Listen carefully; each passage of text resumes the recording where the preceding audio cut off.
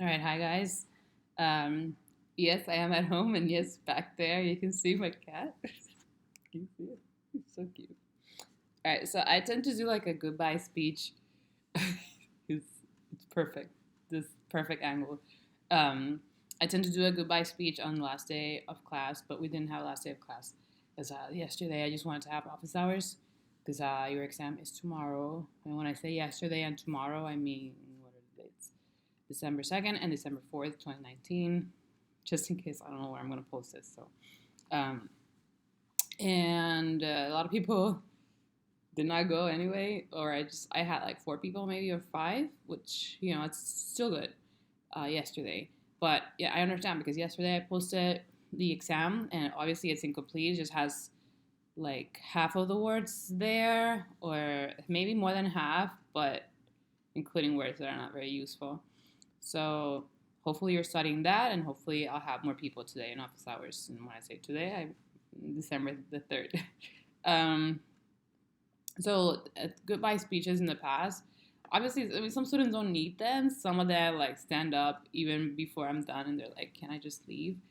But I try to say something useful because I'm a little bit older and I've been through a lot. I've told some people my story. Like I went to undergrad. Then after that, I wanted to get my PhD, but I left with just my master's. And then I worked for 4 years. And during those 4 years, I felt very lost and I was engaging in destructive behavior. And then I got pregnant. And then I came back from my PhD to UF. And then I started working and I love my job. But it's been difficult, and I sometimes I think maybe I've been through enough that I can say something to my students that's useful because they're younger and they might go through some similar situations as they move forward. But then I struggle with it because I feel like we're all really different. Plus, I become attached to the students in a way that I want my students to be successful and I care about them. And then when I try to do a speech, I just cry. In the past, that's what I've done. So, things I mentioned before is like trying to chase happiness instead of money or other apparent apparent forms of success because you're going to be doing what you do for the next 40 or 50 years. So just keep that in mind. I've also told my students to not worry too much about making a final decision right now. If you are choosing a job and then you decide that that's not what you want to do, that you want to go and study medicine or you want to just work in China, just do something different to what you chose now, and that's fine. Making changes. So whatever you pick now, of course, is going to affect you, but it's not going to affect you in a way that is permanent. So just keep that in mind. However, for this semester, I'm not going to give you advice. I am just going to tell you how grateful I am that I met you guys. It's been, see, I already feel like crying. I haven't even started the sentence. Jeez. It's been a rough semester health wise for me. It's been a rough about 2 years health wise, but I found out some things this semester that, made me really, maybe a little bit depressed. I'll use that word freely. I was not expecting to have the health issues that I have. They're not like life or death. I'm not going to be dramatic here, but they change some things, and you start wondering, am I doing things right? Am I spending enough time with my family? Am I doing what I need to be doing for my students? Is my class, uh, is it what I want it to be? Is it what the students deserve? And you start just wondering things. And that might happen to you too as you move forward. Not saying that you're going to have health issues, but maybe, you get pregnant with twins when you are 25 and you are not counting on that and you have to make some decisions. Do I live close to family? Have I been doing what I wanted to do? I don't know why I said pregnant with twins. Just anything else, if a family member gets sick or you start wondering, have I done things right? And sometimes we don't wonder that, as we are going through the motions because we feel like, oh, I'm supposed to be doing this, I'm supposed to be doing this.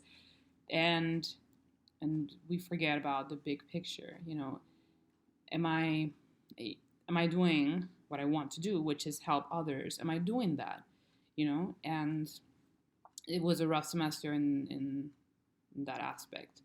But you know, I tried to still give you a good class and try to keep it organized and make a bunch. I made a bunch of new problems, and I know that they were helpful for some people because they told me about it. And you know, you're gonna forget most of what we talked about within a week, maybe 4 weeks.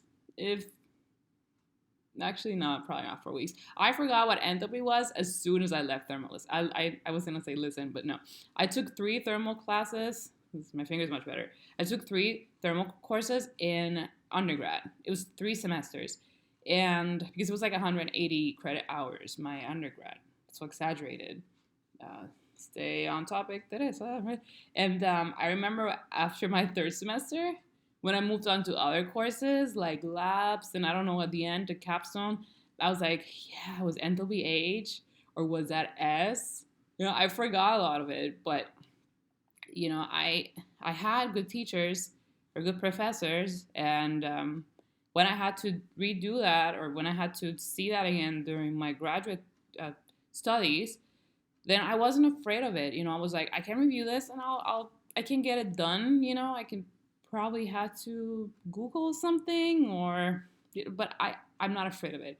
And that's my objective with my class. Like, I don't want you guys to be afraid of the topic, even if you forget some of it, you know?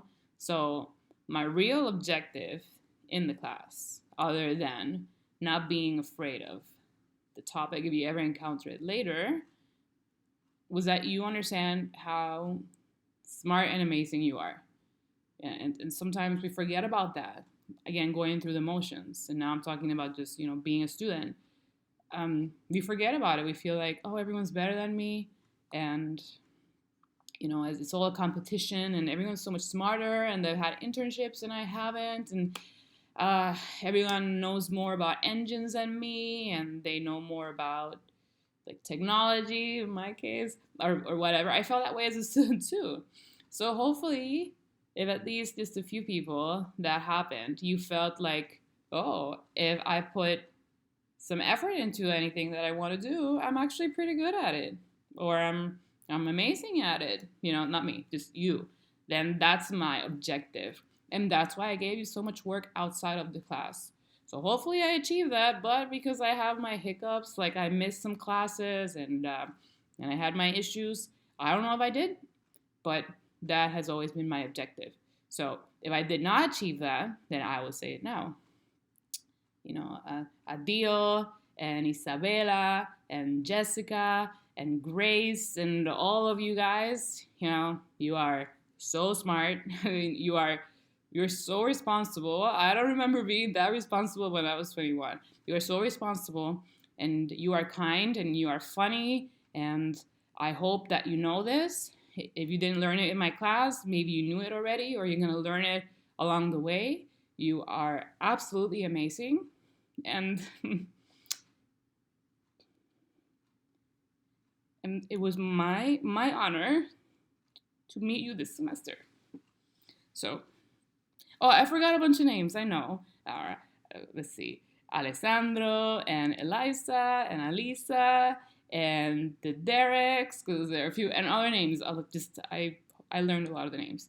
So I hope that you achieve everything that you want, and I will see you tomorrow during the exam. Okay. Did this make any sense? I should rewatch and see if I have to record again. But it's actually like 9 minutes long, so I'm not gonna record again. So hopefully it made sense. All right. See ya. Bye.